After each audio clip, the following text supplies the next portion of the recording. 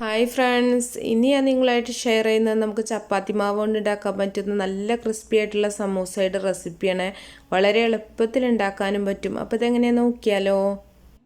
ആദ്യം തന്നെ ഒരു ബൗളിൽ ഞാൻ കുറച്ച് ഗോതമ്പ് പൊടി എടുത്ത് വെച്ചിട്ടുണ്ട്. ഇതിലേക്ക് ആവശ്യത്തിനുള്ള ഉപ്പ് ചേർക്കുന്നുണ്ട്. ഇത് നമുക്ക് മാവ് അളന്നെടുക്കേണ്ട ആവശ്യമൊന്നുമില്ല കേട്ടോ. നമ്മളിതിലേക്ക് വെള്ളം ഉപ്പും അല്ലാത്തൊന്നും ചേർക്കണില്ല. അതുകൊണ്ട് തന്നെ അളവ് പാകാവാണ്ട് വരിക അങ്ങനത്തെ പ്രോബ്ലം ഒന്നും ഉണ്ടാവില്ല. ഇനി ഇതിലേക്ക് നമുക്ക് സാധാരണ പച്ചവെള്ളം ഒഴിച്ചിട്ട് നമ്മൾ ചപ്പാത്തി മാവ് കുഴച്ചെടുക്കുന്ന പോലെ ഒന്ന് കുഴച്ചെടുക്കണം. അപ്പോൾ കുറേശ്ശെ വെള്ളം ഒഴിച്ചിട്ടൊന്ന് മാവ് കുഴച്ചെടുത്താൽ മതി. ചെറിയ ചൂടുവെള്ളമാണെങ്കിലും കുഴപ്പമൊന്നുമില്ല കേട്ടോ. ഞാനിവിടെ പച്ചവെള്ളം തന്നെയാണ് ഒഴിച്ചിട്ടുള്ളത്. ഇനി കൈ വെച്ചിട്ട് നല്ല പോലെ ഒന്ന് കുഴച്ച് സോഫ്റ്റാക്കി എടുക്കുക.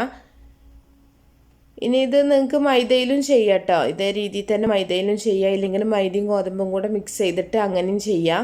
അപ്പോൾ കുഴച്ചെടുത്തിട്ടുണ്ട്. ഇത് നമ്മൾ മാവ് റെസ്റ്റ് ചെയ്യാൻ വെക്കേണ്ട ആവശ്യമൊന്നുമില്ല. ഇനി നമുക്കിത് കുറച്ച് വലിയ ഉരുളകളാക്കിയിട്ടൊന്ന് ഉരുട്ടി വെക്കാം. ഇല്ലെങ്കിൽ നിങ്ങൾ ചെറിയ ഉരുളകളാക്കിയിട്ട് ഒന്ന് ഉരുട്ടിയിട്ട് ചപ്പാത്തി പ്രസ്സിൽ വെച്ചിട്ട് ഒന്ന് അമർത്തിയെടുത്താലും മതി.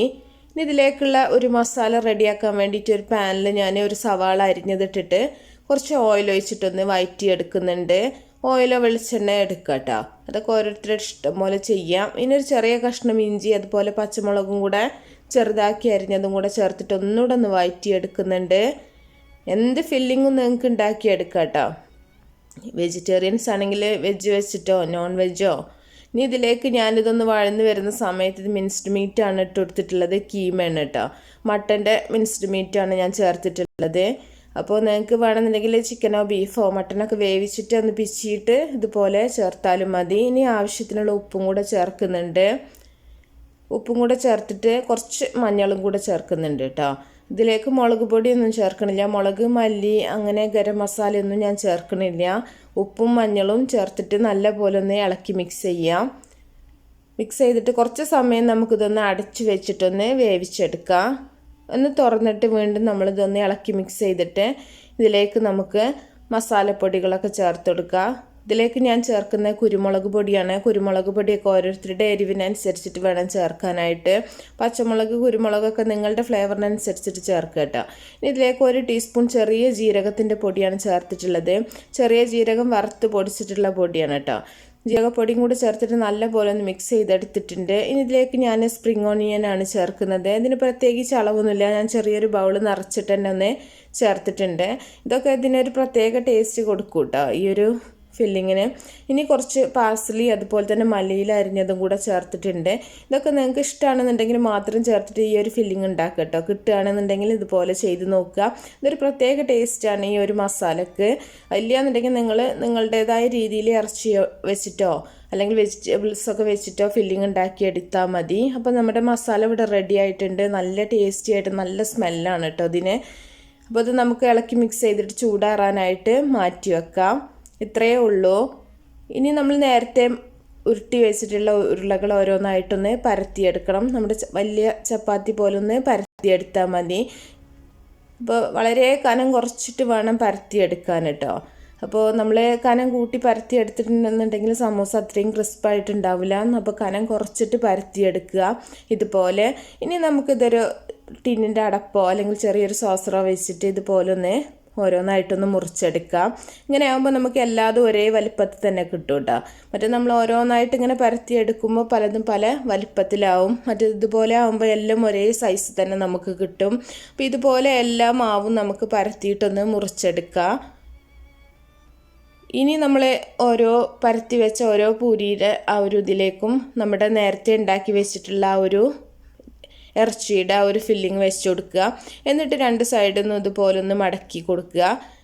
അപ്പോൾ ആ ഒരു ഭാഗം നല്ല പോലെ ഒന്ന് പ്രസ് ചെയ്ത് കൊടുക്കുക. അങ്ങനെ ആകുമ്പോൾ നമുക്ക് സമൂസയുടെ ആ ഒരു ഷേപ്പ് കറക്റ്റായിട്ട് തന്നെ കിട്ടും. വളരെ എളുപ്പത്തിൽ ചെയ്യാൻ പറ്റുന്നൊരു സമൂസയാണ് കേട്ടോ. നമ്മൾ ഷീറ്റ് ഉണ്ടാക്കുക ചുറ്റിയെടുക്കുക ഒന്നും വേണ്ട. ചപ്പാത്തി മാവ് കുഴച്ച് വെച്ച ബാക്കി ഉണ്ടെങ്കിൽ അത് വെച്ചിട്ട് നമുക്ക് ഇതുപോലെ തന്നെ ചെയ്യാൻ പറ്റും. ചപ്പാത്തി മാവൊക്കെ എപ്പോഴും അധികം ഫ്രിഡ്ജിലൊക്കെ ഉണ്ടാവും എല്ലാവർക്കും. അപ്പോൾ ഇങ്ങനെയൊക്കെ വൈകുന്നേരത്തിനൊക്കെ വേണ്ടി നിങ്ങൾക്ക് ഇങ്ങനെ ഒരു സമൂസയൊക്കെ ഉണ്ടാക്കിയെടുക്കുകയാണെങ്കിൽ വളരെ എളുപ്പമാണ്. ഇപ്പോൾ റംസാനൊക്കെ വരുന്ന സമയമാണ്. അതുകൊണ്ട് തന്നെ നമുക്ക് നോമ്പ് നോറ്റിട്ടൊക്കെ വളരെ പെട്ടെന്ന് ഉണ്ടാക്കാൻ പറ്റുന്ന നല്ലൊരു സ്നാക്കും കൂടാണ് കേട്ടോ. അപ്പോൾ അത് എല്ലാതുപോലെ ഒന്ന് ചെയ്ത് വെച്ചിട്ട് നമുക്ക് ഇങ്ങനെ വേണമെങ്കിൽ ഫ്രൈ ചെയ്തെടുക്കുക. ഇല്ലെങ്കിൽ ഇതുപോലെ ഒരു പാത്രത്തിൽ ഒരു 2 ടേബിൾ സ്പൂൺ മൈദ ഇട്ടിട്ടുണ്ട്. ഇതിലേക്ക് കുറച്ച് ഉപ്പ് ചേർത്തിട്ട് നമ്മൾ പച്ചവെള്ളം ഒഴിച്ചിട്ട് ഒന്ന് കലക്കിയെടുക്കുന്നുണ്ട്. ഒരുപാട് കട്ടിയിൽ കലക്കിയെടുക്കണ്ട, കുറച്ച് ലൂസായിട്ടൊന്ന് കലക്കിയെടുക്കുക. ഈ ഒരു പാകത്തിന് കലക്കിയത് ആണ് കേട്ടോ. ഇതിലേക്ക് ഓരോ സമൂസ എടുത്തിട്ട് അതിലൊന്ന് മുക്കിയിട്ട് കുറച്ച് ബ്രെഡ് ക്രംസിലൊന്ന് റോൾ ചെയ്തെടുക്കുക. ഇങ്ങനെ ചെയ്യുകയാണെന്നുണ്ടെങ്കിൽ കുറച്ചും കൂടെ ഒരു ടേസ്റ്റി ആയിരിക്കും, നല്ലൊരു ക്രിസ്പായിരിക്കും ഇതിൻ്റെ പുറം ഭാഗം. അതിന് വേണ്ടിയിട്ടാണ്. അപ്പോൾ ഇങ്ങനെ ഈ ഒരു സ്റ്റെപ്പ് വേണം നിർബന്ധമൊന്നുമില്ല കേട്ടോ. അപ്പോൾ എല്ലാം ഇതുപോലെ ചെയ്തിട്ടുണ്ട്. ഇനി നമുക്ക് ചൂടായിട്ടുള്ള ഓയിലോ വെളിച്ചെണ്ണയിലോ ഇത് നന്നായിട്ടൊന്ന് ഫ്രൈ ചെയ്തെടുക്കാം. അപ്പോൾ നിങ്ങൾക്ക് ആ ഒരു സ്റ്റെപ്പ് വേണ്ടാന്നുണ്ടെങ്കിൽ ഒഴിവാക്കുക. നമ്മൾ നേരെ മടക്കിയിട്ട് നേരെയാണ് ഫ്രൈ ചെയ്തെടുത്താൽ മതി.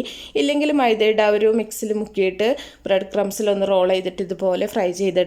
ഇനി മൈദയുടെ ആ ഒരു മിക്സ് വേണ്ടാന്നുണ്ടെങ്കിൽ മുട്ട ഒന്ന് അടിച്ച് പതപ്പിച്ചിട്ട് നിങ്ങൾക്ക് അതിൽ മുക്കിയിട്ടും ഇതുപോലെ തന്നെ ചെയ്തെടുത്താൽ മതി കേട്ടോ. അപ്പോൾ എല്ലാം അതുപോലെ തന്നെ നല്ല ചൂടായിട്ടുള്ള ഓയിൽ വേണം ഫ്രൈ ചെയ്യാൻ. അതുപോലെ നല്ല ഓയിൽ ചൂടായതിന് ശേഷം തീയൊന്ന് കുറച്ച് വെച്ചിട്ട് തിരിച്ചു മറിച്ചിട്ടിട്ട് നല്ല പോലെ ഒന്ന് ഫ്രൈ ആക്കി എടുക്കുക. അപ്പോൾ ഉൾഭാഗമൊന്നും ഒരുപാട് വേവേണ്ട ആവശ്യമില്ല, വളരെ കനം കുറച്ചിട്ടാണ് നമ്മൾ പരത്തി എടുത്തിട്ടുള്ളത്. അപ്പോൾ നല്ല ക്രിസ്പി ആയിട്ടുള്ള സമൂസനെ നിങ്ങൾക്ക് റെഡിയാക്കി എടുക്കാൻ പറ്റും. വളരെ ഈസിയാണ് കേട്ടോ ഈ ഒരു രീതിയിൽ നിങ്ങൾ ചെയ്യുകയാണെന്നുണ്ടെങ്കിൽ. അപ്പോൾ ഞാൻ പറഞ്ഞല്ലോ ഈ ഒരു ഫില്ലിങ് തന്നെ വേണമെന്നൊന്നും നിർബന്ധമല്ല. നിങ്ങൾക്ക് സ്റ്റഫ് ചെയ്യാൻ സ്വീറ്റായിട്ട് തേങ്ങയും പഞ്ചസാര ഇട്ടാലും ഇതുപോലെ തന്നെ ചെയ്തെടുക്കാൻ പറ്റും. അപ്പോൾ എല്ലാവരും ഒന്ന് ഉണ്ടാക്കി നോക്കുക. അപ്പോൾ നിങ്ങളുടെ വീട്ടിൽ എപ്പോഴും ഉള്ള സാധനങ്ങൾ എന്താണോ അത് വെച്ചിട്ട് നിങ്ങൾക്ക് ചെയ്യാൻ പറ്റുന്ന നല്ലൊരു സമൂസയാണ്. അപ്പോൾ ഇഷ്ടപ്പെട്ടാൽ ഉറപ്പായിട്ട് നിങ്ങൾ ഷെയർ ചെയ്യാൻ മറക്കരുത് കേട്ടോ. മാക്സിമം സപ്പോർട്ട് ചെയ്യാം. അതുപോലെ ചാനൽ എല്ലാ റെസിപ്പീസൊക്കെ ഇഷ്ടമാണെന്നുണ്ടെങ്കിൽ സബ്സ്ക്രൈബ് ചെയ്യാം. അപ്പോൾ എല്ലാം ഞാനിതുപോലെ തന്നെ ഒന്ന് ഫ്രൈ ചെയ്ത് കോരി മാറ്റുന്നുണ്ട്. അപ്പോൾ നമുക്ക് നോമ്പിനൊക്കെ നല്ല യൂസ്ഫുൾ ആയിരിക്കും കേട്ടോ. അപ്പോൾ എല്ലാവരും ഒന്ന് കണ്ടു നോക്കുക.